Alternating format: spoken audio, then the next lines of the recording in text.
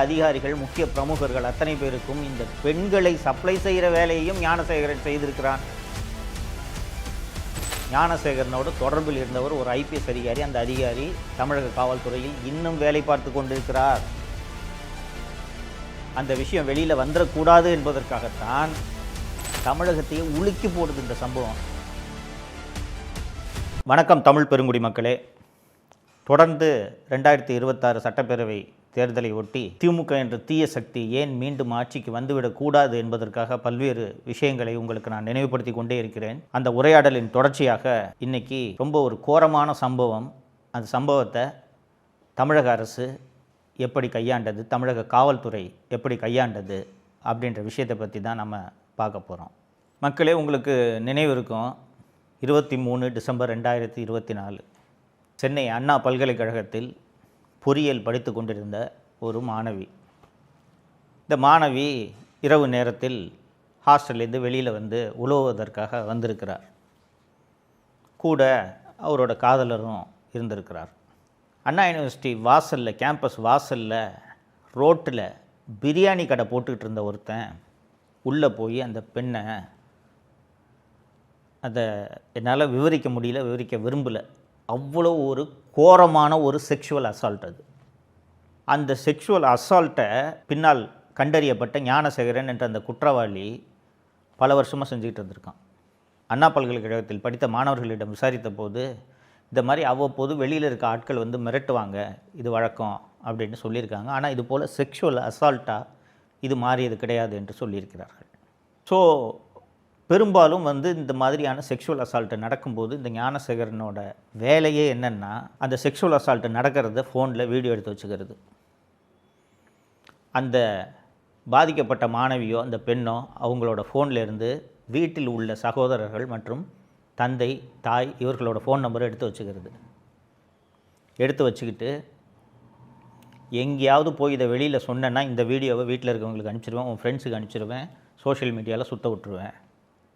படிக்கிற வயசில் 19 வயசில் இருக்கக்கூடிய ஒரு பெண்ணுக்கு இது எத்தகைய அச்சத்தை ஏற்படுத்தும்? அது சம்மந்தமான வழக்கறிஞர்கள்ட்ட, கன்னியாகுமரியை சேர்ந்த அந்த வழக்கறிஞர்கள்ட்டலாம் பேசினேன் நான். அப்போ சொன்னாங்க, அந்த பெண்ணு ஃபோன் பண்ணி அழுதா சார், என்கிட்ட கண்ணா அப்படின்னா பயங்கரமாக அழுதா. நான் தான் தைரியமாக இருமா, முதல்ல ஹெல்ப்லைனை கூப்பிடுமா, போலீஸ்க்கு தகவலை சொல்லுமான்ட்டு நான் தான் அந்த பொண்ணை கைடு பண்ணேன் அப்படின்றாங்க. அதுக்கப்புறம் ஹெல்ப்லைனுக்கு சொல்லி காவல்துறை வந்து எஃப்ஐஆர் பதிவு செஞ்சிடறாங்க. மக்களே, நீங்கள் இதெல்லாம் வந்து தமிழ்நாட்டில் நடக்குமான்னு நம்ப கூட முடியல.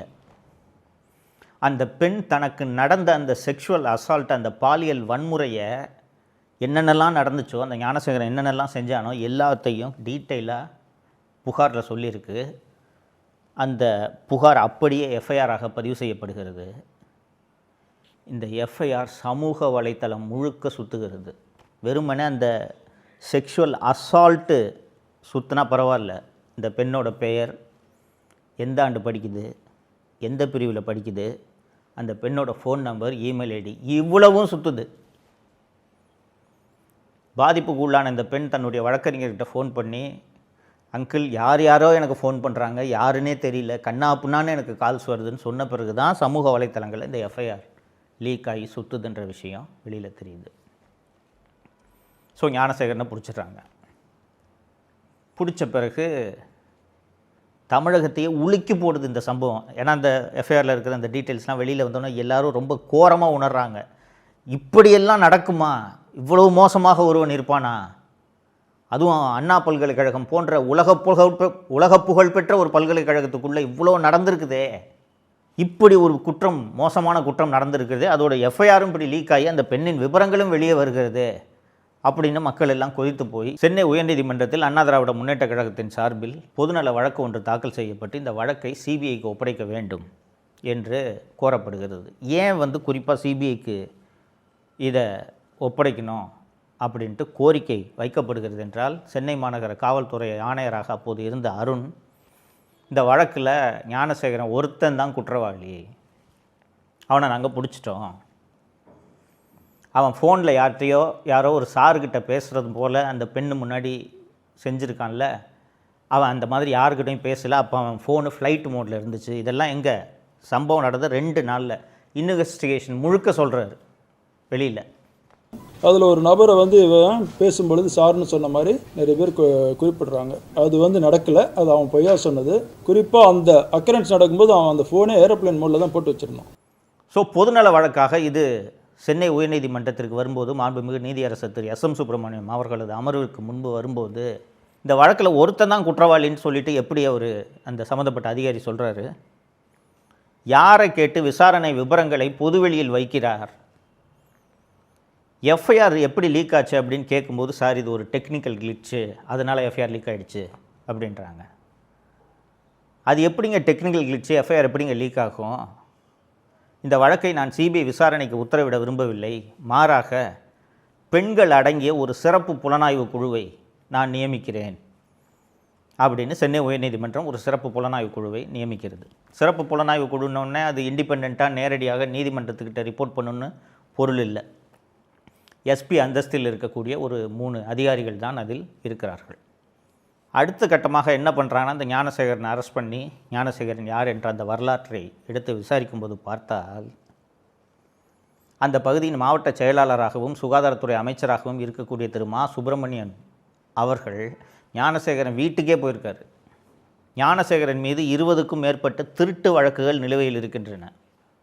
இப்படிப்பட்ட ஒருத்தன் எப்படி இவ்வளவு சுதந்திரமாக நடமாடி கொண்டிருக்க முடிகிறது சென்னை நகரத்தில்? ஒரு திராவிட முன்னேற்ற கழகத்தின் ஒரு கட்சியின் மாவட்ட தலைவர், ஒரு கட்சியோட அமைச்சர் ஒரு ரவுடி பைய கூட நெருக்கமாக இருக்கும்போது எந்த காவல்துறை எப்படி அவர் மீது நடவடிக்கை எடுக்கும்? இதனால தான் 20க்கும் மேற்பட்ட திருட்டு வழக்குகள் மற்றும் பல்வேறு குற்ற வழக்குகளில் சம்பந்தப்பட்ட ஞானசேகரன் மிக சுதந்திரமாக காவல்துறை உதவியோடு சுற்றி கொண்டிருந்திருக்கிறார். அதை ஞானசேகரன் நடத்தின அந்த பிரியாணி கடையிலேருந்து கோட்டூர்புரம் காவல் நிலையம் உள்ளிட்ட பல்வேறு காவல் நிலையங்களுக்கு ரெகுலராக பிரியாணி சப்ளை போயிருக்குது.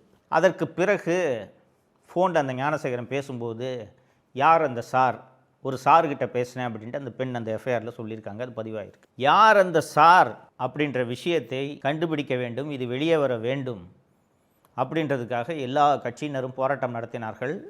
அண்ணா திராவிட முன்னேற்ற கழகத்தின் ஐடி அணியை சேர்ந்தவர்கள் எக்ஸ்பிரஸ் அவென்யூ மாலில் போய் போர்டு வச்சுக்கிட்டு போராட்டம் நடத்தினாங்க. இது ஒரு ஜனநாயகபூர்வமான போராட்டம், அவங்க ஒன்றும் வன்முறையிலெல்லாம் ஈடுபடல. ஆனால் அந்த யார் அந்த சார் என்ற அந்த விபரம் வெளியே வந்துவிடக்கூடாதே என்பதற்காக அந்த எக்ஸ்பிரஸ் அவென்யூ மாலில் போராட்டம் நடத்துகிறவங்க அத்தனை பேரையும் சென்னை மாநகர காவல்துறை ஆணையர் அருணின் உத்தரவில் விரட்டி கைது செய்யப்பட்டார்கள். என்னென்னா, யார் இந்த சார் என்ற அந்த விபரம் வெளியே வந்துவிடக்கூடாது அப்படின்றது தான். அப்போது தமிழக பாரதிய ஜனதா கட்சியின் தலைவராக இருந்த திரு அண்ணாமலை அவர்கள், எனக்கு யார் அந்த சார்ன்றது தெரியும், அந்த சார் ஒரு போலீஸ் அதிகாரி என்ற விஷயத்தை போட்டு உடைக்கிறார். மீதி விவரங்களே அவர் வெளியே விடவில்லை. அதற்கப்புறம் சுற்றி விசாரித்து பார்த்தா, இந்த ஞானசேகரன் இந்த ஒரு பெண்ணை மட்டும் இப்படி செய்யவில்லை, இதே வேலையாக இருந்திருக்கிறான். இதை போய் இந்த மாதிரி பண்ணது இல்லாமல் இந்த மாதிரி இந்த பாலியல் அத்துமீறல் வன்முறைகளை வீடியோ எடுத்து வச்சுக்கிட்டு தனக்கு தெரிந்த அதிகாரிகள் முக்கிய பிரமுகர்கள் அத்தனை பேருக்கும் இந்த பெண்களை சப்ளை செய்கிற வேலையையும் ஞானசேகரன் செய்திருக்கிறான் என்ற விவரங்கள் எல்லாம் பின்னால் வருகிறது. அப்படி இந்த ஞானசேகரனோடு தொடர்பில் இருந்த அந்த ஞானசேகரனோட ஃபோன் ரெக்கார்டு எல்லாத்தையும் எடுத்து பார்க்கும்போது, ஞானசேகரனோடு தொடர்பில் இருந்தவர் ஒரு ஐபிஎஸ் அதிகாரி. அந்த அதிகாரி தமிழக காவல்துறையில் இன்னும் வேலை பார்த்து கொண்டிருக்கிறார். அந்த விஷயம் வெளியில் வந்துடக்கூடாது என்பதற்காகத்தான் அவசரமாக ஞானசேகரன் வழக்கை முடித்து ஞானசேகரனுக்கு தண்டனை பெற்று கொடுத்து விட்டார்கள். ஒன்று, இந்த எஃப்ஐஆர் எப்படி லீக் ஆச்சுன்றதை கண்டுபிடிக்கணும் அப்படின்னு சொல்லிட்டு சென்னை உயர்நீதிமன்றம் உத்தரவிட்டிருந்தது அல்லவா? நான் ஏற்கனவே சொன்னேன், இந்த ஸ்பெஷல் இன்வெஸ்டிகேஷன் டீம்னா அதில் இருக்கிறவங்கலாம் வெறும் எஸ்பி தான், நேரடியாக நீதிமன்றத்துக்கு அவங்க பதில் சொல்ல போகிறதில்ல, உயரதிகாரி கீழே தான் வேலை செய்கிறாங்க அப்படின்ட்டு. ஸோ இந்த எஃப்ஐஆரை யாரெல்லாம் ஆக்சஸ் பண்ணியிருக்காங்கன்னு சொல்லிட்டு இந்தியன் எக்ஸ்பிரஸ், ஹிந்து போல பிரபல நாளேடுகள், பிரபல தொலைக்காட்சி நிறுவனங்களில் வேலை செய்யக்கூடிய பத்திரிகையாளர்கள் அத்தனை பேரையும் அழைச்சி உன் ஃபோனை கொடு, ஓப்பன் பண்ணி கொடுன்னு எல்லாரோட ஃபோனையும் சீஸ் பண்ணி ஓப்பன் பண்ணி கேட்குறாங்க. ஒரு பத்திரிகையாளர்னால் அவரோட ஃபோனில் 1000 விஷயம் இருக்கும். எஃப்ஐஆரை டவுன்லோட் பண்ணியான்னு கேட்டால், ஆமாம் சார் அவைலபிளாக இருந்துச்சு, டவுன்லோட் பண்ணேன், பார்த்தேன், அதில் இருக்க செய்தியை தான் நான் போட்டேன், நான் யாருக்கும் பரப்பல, ஃபார்வர்ட் பண்ணல, அதெல்லாம் முடியாது, ஃபோனை கொடுத்துட்டு போ. தோழர்களே, உங்கள் அத்தனை பேருக்கும் தெரியும், இந்த காவல்துறையில் ஆன்லைனில் இந்த எஃப்ஐஆர் அப்லோட் பண்ணும்போது இந்த எஃப்ஐஆரை பார்க்கலாமா வேண்டாமா அப்படின்றதுக்கான கட்டுப்பாடு காவல்துறையில் அந்த கணினி ஆப்ரேட் பண்ணுறவங்ககிட்டே இருக்குது. அப்போ யாரோ ஒருவர் தவறு செய்து இந்த எஃப்ஐஆர் அத்தனை பேரும் தரவிறக்கம் செய்வது போல ஒரு தவறை காவல்துறையை சேர்ந்தவர் செய்ததனால் தானே மற்றவர்கள் எல்லாம் இதை எடுத்து பார்க்க முடிஞ்சிருக்கு. அப்போ காவல்துறையில் யார் அந்த தவறை செய்தது என்பதை கண்டுபிடிக்கிறது என்ன அவ்வளோ கஷ்டமா? இது எவ்வளோ கொடூரமான ஒரு விஷயம். ஒரு பெண் ஒரு மிக மோசமான பாலியல் வன்முறைக்கு ஆளாகி இருக்கிறாள். இன்னும் நிறைய பெண்களுக்கு அது நடந்திருக்கு. அத்தனை பேரும் அமைதியாக பிரச்சனை வேண்டான்ட்டு கம்ப்ளைண்ட் கொடுக்காமல் இருக்காங்க. ஒரு பொண்ணு தைரியமாக நான் கொடுக்குறேன் கம்ப்ளைண்ட்டுன்னு ஒரு பொண்ணு கம்ப்ளைண்ட் கொடுக்குது. அந்த பொண்ணோட ஃபோன் நம்பரு, டீட்டெயிலு, அப்பா பேர், வீட்டு அட்ரெஸ்ஸு, எந்த பிரான்ச்சில் படிக்குதுன்ற விவரத்தெல்லாம் தூக்கி வெளியில் விட்றாங்கன்னா இது என்ன மாதிரியான காவல்துறை? இதற்கு காரணமான அதிகாரிகள் மீது ஒரு நல்ல முதல்வராக இருந்தால் நடவடிக்கை எடுத்திருக்க வேண்டுமா வேண்டாமா? நம்ம வீட்டில் இருக்க பெண்கள் யாருக்காவது இந்த மாதிரியான ஒரு அவமானம் நடந்துச்சுன்னா நம்ம சும்மா இருப்போமா? நம்ம உணர்வுகள் எப்படி இருக்கும் யோசித்து பாருங்கள். தமிழக முதல்வர் கடுமையான நடவடிக்கை இதற்கு எடுத்திருக்க வேண்டுமா வேண்டாமா?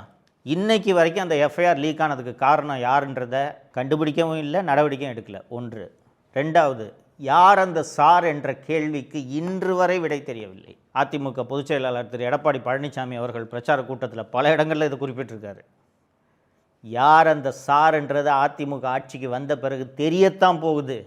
நான் விடமாட்டேன், இந்த விசாரணையை மூடி மறைக்க விடமாட்டேன் அப்படின்னு பல கூட்டங்களில் அவர் பேசியிருக்கிறார். தமிழக மக்களே, தமிழ் பெருங்குடி மக்களே, இது போன்ற ஒரு மோசமான நிகழ்வு, ஒரு மோசமான துயரச் சம்பவம், பெண்களுக்கு பாதுகாப்பற்ற ஒரு சூழல் என்றுமே நடைபெறக்கூடாது, எங்கும் நடைபெறக்கூடாது. இந்த அண்ணா பல்கலைக்கழக மாணவியோட விவகாரத்தை பற்றி ஒரு சம்பவமாக இருக்கட்டும் அப்படின்றதுக்காக தான் நான் அதை எடுத்து பேசினேன். இது போல் நூற்றுக்கணக்கான சம்பவங்களை என்னால் பட்டியலிட முடியும்.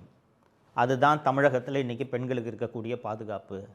8 வயது குழந்தை முதல் 60-70 வயது மூதாட்டி வரை பாலியல் வன்கொடுமைக்கு ஆளாகக்கூடிய ஒரு சூழல் தான் இன்றைக்கி தமிழகத்தில் இருக்குது.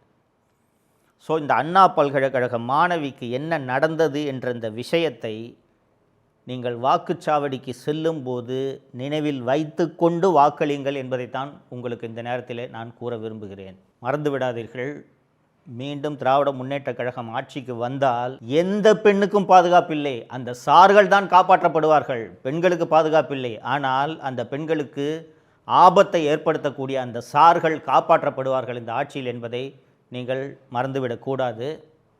இன்னொரு நிகழ்ச்சியில் சந்திப்போம். நன்றி. தமிழகத்தை காப்போம்.